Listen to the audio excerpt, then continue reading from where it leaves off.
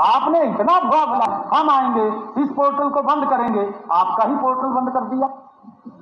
नहीं कर दिया तो आपका पोर्टल बंद कर दिया। चलिए दोस्तों, राशन कार्ड धारक हों या फिर HKRN वाले, जॉब वाले, जितने भी हैं, सब लाभ आपको एकजुट आप सब एक से एक बढ़कर सुनने वाले हैं। क्योंकि दोस्तों नया साल आपके लिए खुशियों से भरा तो होगा ही।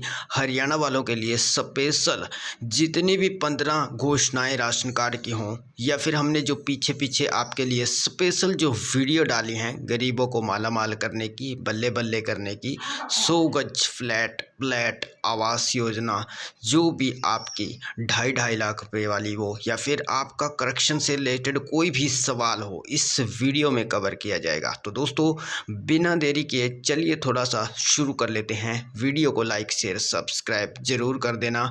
और दोस्तों आप सबको बता दें, चाहे 2 घोषणाएं हो या फिर लेबर कापी की 3 घोषणाएं हो, हमने जितनी पीछे वीडियो डाली है ना दोस्तों, उसको स्वयं आप मौखिक रूप से मुख्यमंत्री के मौखिक रूप से सुन सकते हैं। उन्होंने क्या बोला है कि क्या क्या हमने आपको दे दिया है और क्या क्या अभी आने वाले टाइम में अभी मिलेगा हरियाणा वालों को। दोस्तों स्पेशल उन्होंने कहा है कि हमारा जो वादा है ना दोस्तों, जो आपके लिए वादे किए गए हैं जनता के लिए, वो सब पूरे किए जाएंगे। एक से बढ़कर एक वादा था जो कि आप सब जानते थे। घोषणा पत्र 20 के 20 जितनी घोषणाएं थी, 20 की 20, वो सब दोस्तों जितनी पूरी हुई हैं उनमें से, चाहे वो जॉब से रिलेटेड हो और लाडो लक्ष्मी योजना, जैसे कि BPL राशन कार्ड धारकों के लिए 2100 रुपये का वादा है, वो भी दोस्तों आपका जल्द पूरा होगा। ये तो आपको मैंने पीछे भी बताया था। और गरीबों के लिए जो फ्लैट और आवास योजना के साथ ग्रामीण आवास योजना, शहरी आवास योजना, ये सब जलवा है हमारे मुख्यमंत्री जी का, पूरे करने वाले हैं लाभ। और उन्होंने कहा है जितने भी गरीबों को वादे किए गए हैं, महिलाओं को लोन देना 5 लाख रुपए, BPL राशन कार्ड का लाभ ही लाभ, पैसा ही पैसा हो जाएगा 1 दिसंबर के बाद दोस्तों। और नया साल आपके लिए ढेर सारी खुशियों के साथ साथ, जो हरियाणा पुलिस में बिना पर्ची बिना खर्ची, HKRN में बिना पर्ची बिना खर्ची सब लगेंगे दोस्तों। बड़े से बड़ी घोषणाएं अब आप सुन सकते हैं स्वयं मुख्यमंत्री के मौखिक रूप से। अध्यक्ष महोदय, मैं बताना चाहूंगा कि हम तो 8 अक्टूबर 2024 से ही अपने वायदे पूरे करने में लग गए हैं। हमने 11 अक्टूबर को कर्मचारियों की दुर्घटना बीमा राशि 30 लाख से 50 लाख किया है। कर्मचारियों के परमानेंट टर्म इंश्योरेंस को 2 लाख से 4 लाख हमने किया है।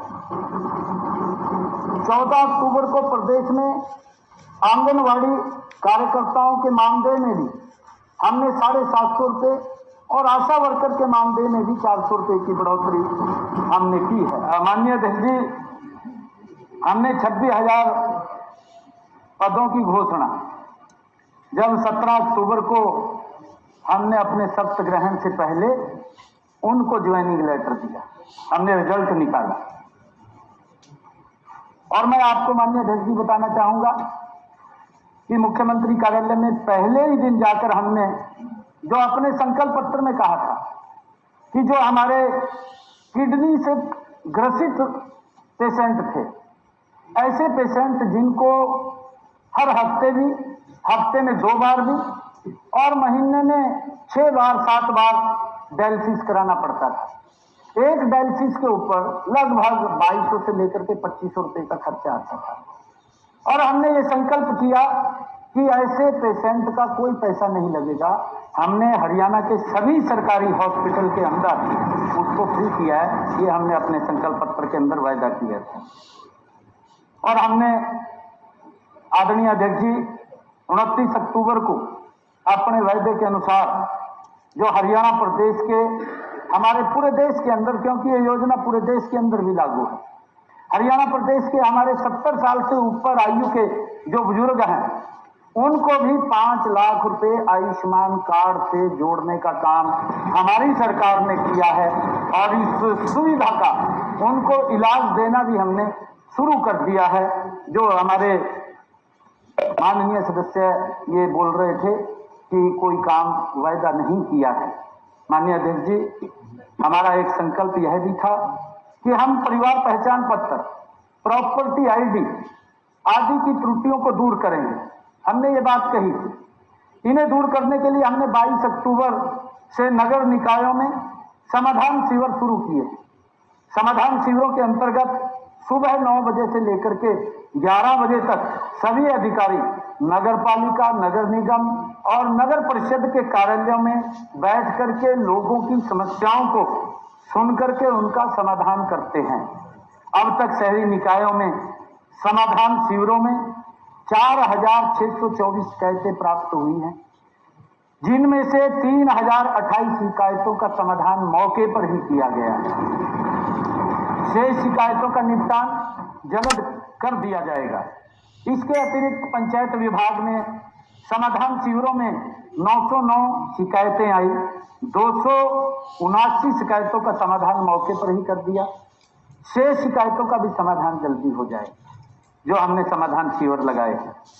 आने वाले दिनों में माननीय अध्यक्ष जी, आप देखेंगे कि हम अपने संकल्प पत्र को पूरा करने में जी तोड़ मेहनत हमारी सरकार करेगी और जो वायदा हमने किया है, एक एक वायदा हमारी सरकार उसको पूरा करने का काम करेगी। मैं प्रदेश की जनता को, आदरणीय अध्यक्ष जी, आपके माध्यम से, इस महान सदन के माध्यम से मैं विश्वास दिलाता हूं कि हमारा चुनाव संकल्प पत्र हमारे लिए गीता के समान है। इसमें शामिल हर संकल्प को हम हर हालत में पूरा करेंगे। 18 अक्टूबर को हमारी सरकार की पहली कैबिनेट की बैठक के तुरंत बाद मैंने स्वयं प्रेस के अंदर कहा था, मैंने प्रदेश के अंदर ऐसे अपराधियों को चेतावनी दी थी कि अपराधी या तो अपने आप में सुधार करें या उन्हें यहां से छोड़ करके चले जाएं। देश में आपराधिक गिरोहों के खिलाफ निर्णायक कार्रवाई सुनिश्चित करने के लिए हमारी सरकार ने एसटीएफ का गठन किया है। एसटीएफ ने इस वर्ष अक्टूबर तक कुल 327 आपराधिक गिरोहों को सफाया किया है। मैं कह रहा हूं सदमे से बाहर नहीं आ रहे, मैं यही तो कह रहा हूं, सदमे से नहीं निकल गए अभी तक बाहर। क्या हो गया? माननीय अध्यक्ष जी, माननीय अध्यक्ष जी, कुछ लोग भ्रम में थे, कुछ लोग कुछ वहम में थे। भ्रम भी दूर हो गए, वहम भी दूर हो गए। माननीय अध्यक्ष जी, मैं धन्यवाद करता हूं हरियाणा की जनता का, जिन्होंने झूठ को, झूठे वादों को और झूठे इरादों को सबको नकार दिया है।